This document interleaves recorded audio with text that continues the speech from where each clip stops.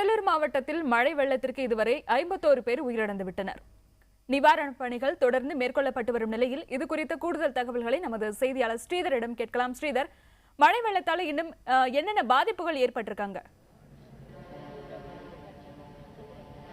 சரண்யா, கடலூர் மாவட்டத்தில் பெய்த பலத்த மழையின் காரணமாக கடலூர் மாவட்டமே வெள்ளக்காடாக குறிப்பாக 1000க்கும் மேற்பட்ட கிராமங்கள் மின்சாரம் துண்டிக்கப்பட்டது, சாலைகள் துண்டிக்கப்பட்டது. இதனால் லட்சக்கணக்கானவர்கள் வெளியேறி தஞ்சமடைந்தனர்.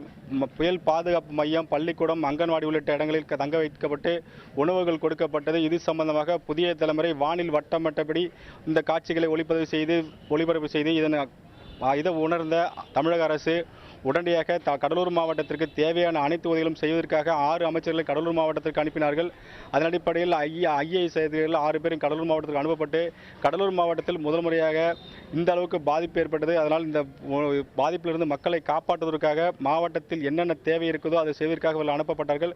குறிப்பாக மின்சாரத்துறையிலிருந்து 2500 பேர் இங்கே அனுப்பப்பட்டு கடலூர் மாவட்டத்தில் கிட்டத்தட்ட 1000 கிராமங்களுக்கு உடனடியாக மின்சாரம் கொடுக்கப்பட்டது. சாலைகள் துண்டிக்கப்பட்ட சாலைகளை சீரமைக்கப்பட்டது. மாவட்டம் முழுவதும் இந்த பணிகள் நடைபெற்றாலும் இன்னும் 50க்கும் மேற்பட்ட கிராமங்களில் இன்னும் மின்சாரம் கொடுக்கப்படவில்லை. எல்லைக்குடி, வரதராஜன்பேட்டை, டி நெடுஞ்சிறை உள்ளிட்ட பல கிராமங்களில் இன்னும் மின்சாரம் கொடுக்கப்படவில்லை. அதனால் கிட்டத்தட்ட 8 நாட்களாக அவர்கள் இருளில் மூழ்கி வருகிறார்கள். மாவட்டம் முழுவதும் கிட்டத்தட்ட ஒரு வேலைக்கு 50,000க்கும் அதிகமானவர்கள் முகாம்களில் தங்க வைக்கப்பட்டு உணவுகள் கொடுக்கப்பட்டு வருகிறது. துரிதமான நடவடிக்கைகள் எடுக்கப்பட்டாலும் கடலூர் மாவட்டத்தில் பெரும்பாலான இடங்களில் இன்னும் குடியிருப்புகள் தண்ணீரில் மூழ்கிறது. நான் தற்போது கடலூரில் அருகே உள்ள முதுநகர் பகுதியில் 5 கம்மன் மாரியம்மன் கோயிலில் இங்கே இருக்கிற தற்போது இந்த பகுதியை நீங்கள் பார்க்கலாம். தண்ணீர் குடியிருப்பு பகுதியில் சுற்றி இருப்பதால் அந்த பகுதியில் இருக்கும் பொதுமக்கள் தற்போது வெளியேறி தங்கள் பகுதியில் இருக்கும் நீரை வெளியேற்றுவதற்கு நடவடிக்கை எடுக்க வேண்டும். மாவட்ட நிர்வாகம் துரிதகதியாக நடவடிக்கை எடுத்தாலும் இன்னும் பல குறைகள் இருக்குது. இது குறைக்காக சொல்லவில்லை, நாங்கள் அரசுக்கு தெரிவிக்கிறோம். உடனடியாக இந்த பகுதியில் இருக்கும் தண்ணீரை வெளியேற்ற வேண்டும் என தற்போது மக்கள் இந்த சாலையில் நின்று போராட்டம் செய்து வருகிறார்கள். இது குறித்து நம்முடன் பேசுவதற்காக இந்த குடியிருப்பு பகுதியை சேர்ந்த ஜெயமேரி நம்முடன் இருக்க. அவட கேட்போம், எவ்வளவு நாளமா அங்கே தண்ணி நிற்குது, என்ன மாதிரி பிரச்சனைகள் நீங்க சந்திச்சு வரீங்க? ஆரம்பிச்சதுல இருந்து இங்க தண்ணி நிக்குதுங்க சார். இங்க பாத்தீங்கன்னா இந்த ஏரியால போக வேண்டிய வாய்க்காவை அடைச்சு வச்சிருக்காங்க. இதனால எங்களுக்கு தண்ணி போகிறதுக்கு வழி இல்லாம இருக்குது.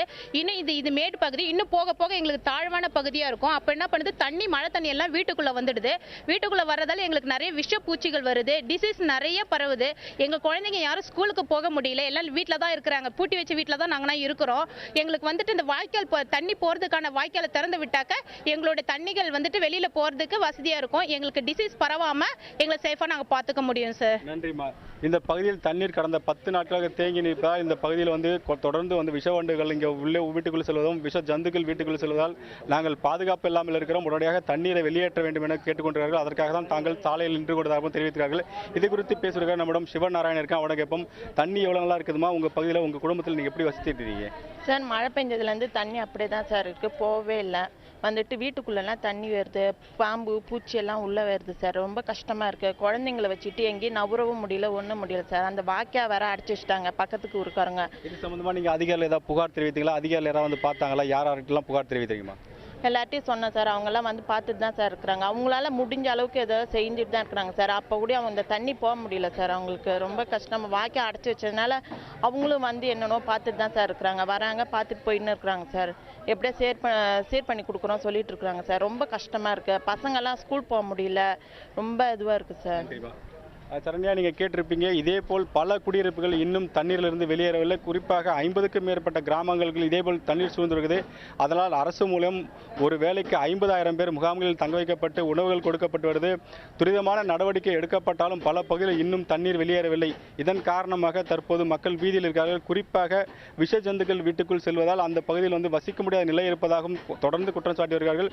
இது குற்றத்துக்காக சொல்லவில்லை, அரசு இன்னும் துரிதகதியாக செய்ய வேண்டும். ஏற்கனவே கடலூர் மாவட்டத்திற்கு பொதுப்பணித்துறை மற்றும் நிதியமைச்சர் ஓ பன்னீர்செல்வம், வருமான வரி மற்றும் மத்திய அமைச்சர் சம்பத், வைத்திலிங்கம், நத்தம் விஸ்வநாதன், உதயகுமார் உள்ளிட்ட 6 அமைச்சர்கள் இங்கேயே முகாமிட்டு கடந்த 6 நாட்களாக துரித கதியில் நடவடிக்கை எடுக்கப்பட்டால் இன்னும் பல கிராமங்கள், பல நகர பகுதியில் தண்ணீர் இன்னும் வெளியேறவில்லை. இது தொடர்ந்து நாம் பதிவு செய்து கூட முக்கியமான காரணம், இந்த பகுதியில் இன்னும் போர்க்கால நடவடிக்கை தேவை. போதுமான அதிகாரிகள் இங்கு வரவைக்கப்படும். குறிப்பாக ஊழியர்கள் அதிகமாக வரவைக்கப்படும். இந்த தண்ணீர் வெளியேறாததுக்கு முக்கிய காரணம் ஆக்கிரமிப்புகள் அதிகமாக இருக்கிறது. அதனால் தான் இந்த வாய்க்கால்கள் தூர்ந்து போய்விட்டது. இதனால் தான் தண்ணீர் நின்று கொண்டிருக்கிறது. இதனால் எங்களுக்கு நோய் பரவும் அபாயம் உள்ளது.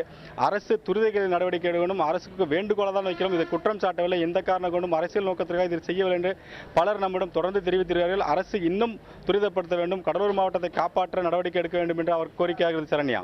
ஸ்ரீதர், அமைச்சர்களும் அங்க முகாமிட்டு நடவடிக்கை மேற்கொண்டு வராங்க. அதே போல அதிகாரிகளும் வந்து தொடர்ந்து அந்த பகுதியில நடவடிக்கை எடுத்துட்டு வராங்க. இருப்பினும் இது போன்ற பல பகுதிகளில் இது போன்ற வெள்ள நீர் வடியாமல் இருப்பதற்கு அதிகாரிகள் தரப்புல என்ன காரணம் சொல்லப்படுது? அவங்க துரிதகதியா இது போன்ற நடவடிக்கை இன்னும் எடுக்கணும்னு மக்கள் எதிர்பார்க்கிறாங்க. நிச்சயமா கடலூர் மாவட்டத்தில் அந்த 9ஆம் தேதி மழை மிகப்பெரிய வரலாறுகள் இல்லாத அளவுக்கு ஒரே நாளில் பெய்த மழையின் காரணமாக காற்றாட்டு வெள்ளம் ஏற்பட்டு பல கிராமங்கள் தண்ணீரில் எடுத்து செல்லப்பட்டது. கடலூர் மாவட்டம் முழுவதும் 5096 வீடுகள் முழுமையாகவும் பகுதியாகவும் பாதிக்கப்பட்டது. இதனால் 5000க்கும் மேற்பட்ட வீடுகளை இழந்து முகாம்களில் தங்கி வருகிறார்கள். அவர்களுக்கு உணவு தொடர்ந்து கொடுக்கப்பட்டு வருது. அது மட்டும் இல்லாமல் இன்னும் 50 கிராமங்களில் மின்சாரம் செல்லவில்லை, சாலை வசதி சரியாக இல்லை, ஏரி குளங்கள் பல்வேறு இடங்களில் உடைப்பு ஏற்பட்டு அந்த பகுதியில் சீரமைக்கும் பணிகள் தற்போது நடைபெற்று வருது. இந்த அளவுக்கு போர்க்கால நடவடிக்கை எடுக்கப்பட்டாலும் மாவட்டம் இன்னும் முழுமையாக இயல்பு நிலைக்கு திரும்பவில்லை என்றுதான் சொல்ல வேண்டும். அது மட்டும் இல்லாமல் மாவட்டம் முழுவதும் 1 லட்சம் ஏக்கர் சம்பா பயிர்கள் பாதிக்கப்பட்டிருக்கிறது. திட்டக்குடி பகுதியில் சோளம் பயிர் பாதிக்கப்பட்டிருக்கிறது, கரும்பு பயிர் பாதிக்கப்பட்டிருக்கிறது, வாழை பயிர் பாதிக்கப்பட்டது. இப்படி நில விவசாயிகள் மிகப்பெரிய பாதிக்கப்பட்டிருக்கிறார்கள். விவசாயிகள் பாதிப்பு இல்லாமல் கடலூர் மாவட்டத்தில் 49 மீனவ கிராமங்கள் இருக்கு. அந்த 49 மீனவ கிராமத்தை சேர்ந்தவர்களும் கடந்த 15 நாட்களாக மீன்பிடிக்க செல்லவில்லை. இதன் காரணமாக அதை விற்பனை செய்யும் வியாபாரிகளும் பாதிக்கப்படுகிறார்கள். மாவட்டம் முழுவதும் தற்போது தொழிலாளர்கள் வேலைவாய்ப்பு இல்லாமல் தற்போது தவித்து வருகிறார்கள். மாவட்டம் துரிதமான நடவடிக்கை எடுக்கப்பட்டாலும் நீண்டகால திட்டங்களை கொண்டு வர வேண்டும். குறிப்பாக வீராணம் ஏரியில் கொள்ளளவை அதிகரிக்கப்பட வேண்டும். 2011ஆம் ஆண்டு 40 கோடி ரூபாய் தூர்வாரும் பணிக்காக ஒதுக்கப்பட்டது. ஆனால் அந்த பணி இதுவரைக்கும் தொடங்கப்படவில்லை. மாவட்டத்தில் முக்கியமான ஏரியான பெருமாள் ஏரி, வெல்லிங்டன் உள்ளிட்ட 3502 ஏரி குளங்கள் உள்ளது. அது மட்டும் இல்லாமல் கடலூர் மாவட்டம் முழுவதும் அதிக வாய்க்கால்கள் உள்ளது. கெடிலமாறு, தென்பெண்ணையாறு, கொள்ளிடமாறு, பரவனாறு, வெள்ளாறு, இப்படி 6 ஆறுகள் ஓடுகிறது. இந்த மாவட்டத்தில் தண்ணீர் வடிவதற்கான அனைத்து வசதிகள் இருந்தும் கடலூர் மாவட்டம் தற்போது ஒரு வார காலமாக வெள்ளத்தில் மிகப்பெரிய பாதிப்பு ஏற்பட்டது. இந்த பாதிப்புக்கு முக்கிய காரணம் ஆக்கிரமிப்புகள் அகற்றப்பட்டால் இந்த பாதிப்பிலிருந்து மக்களை காக்கலாம். மாவட்ட நிர்வாகமும் அரசும் உடனடியாக முழு அளவில் ஆய்வு செய்து வாய்க்கால்களை தூர்வார வேண்டும். வருங்காலங்களில் இதுபோல் பாதிப்பிலிருந்து மக்களை காக்க வேண்டும். குறிப்பாக கடலூர் மாவட்டத்தில் பெய்த மழை கூட கடலூர் மாவட்டம் தாங்க முடியாத அளவுக்கு இருக்குது. அது மட்டும் இல்லாமல் 16 மாவட்டங்களிலிருந்து தண்ணீரும் கர்நாடகா, கேரளா, ஆந்திராவில் பெய்யும் மழை இங்கு கடலூர் மாவட்டம் வழியாக தான் வங்கக்கடலில் செல்லும். அப்போது இன்னும் மிகப்பெரிய ஒரு பாதிப்பை இந்த பகுதி மக்கள் சந்திக்க இருக்கிறார்கள். எனவே வருங்காலையில் ஒரு நீண்டகால திட்டம் கடலூர் மாவட்டத்தை பொறுத்தவரைக்கும் 3 மாதம் வறட்சி நிவாரண பணிகளை மேற்கொள்வார்கள் அதிகாரிகள். அதன் பிறகு வெள்ள நிவாரண நிதிகள் இப்படி தொடர்ந்து கடலூர் மாவட்டத்திற்கு ஆண்டுதோறும் வெள்ள நிவாரணம், வறட்சி நிவாரணம் மாறி மாறி கொடுப்பதற்கு பதிலாக கடலூர் மாவட்டத்தை ஒரு நிரந்தரமாக பேரிடர் மாவட்டமாக அறிவிக்கப்பட்டு தேவையான அனைத்து வசதிகளும் செய்து தர வேண்டும். இந்த மாவட்டத்தை இதுபோல் வெள்ளம் வறட்சியிலிருந்து காப்பாற்ற வேண்டும் என்ற கோரிக்கை தொடர்ந்து எழுதுகிறார்கள். பல்வேறு அரசியல் தலைவர்கள் கடலூர் மாவட்டத்தில் முகாமிட்டு வந்தாலும் தமிழக அரசை அவர்கள் வேண்டுகோளாக வைக்கிறார்கள். இனி வரும் காலங்களில் இதுபோல் நடக்காமல் தமிழக அரசு உடனடியாக நடவடிக்கை எடுக்க வேண்டும் ஒரு வேண்டுகோள் வைத்திருக்கிறார்கள். பல இடங்களில் இது சம்பந்தமாக நாம் தொடர்ந்து பதிவு செய்திருக்கிறோம். இது பெரும்பாலும் குற்றச்சாட்டுக்காக அல்ல, அரசு அதிகாரிகளுக்கும் அரசுக்கும் தொடர்ந்து இது பதிவு செய்து வருகிறோம். மக்கள் இந்த அளவு பாதிப்பார்கள், அவர்களுக்கு பாதிப்பிலிருந்து அவரை காப்பாற்ற உரிய நடவடிக்கை எடுக்கணும் அவர்கள் வேண்டுகோளாக இருக்கிறது. சரண்யா.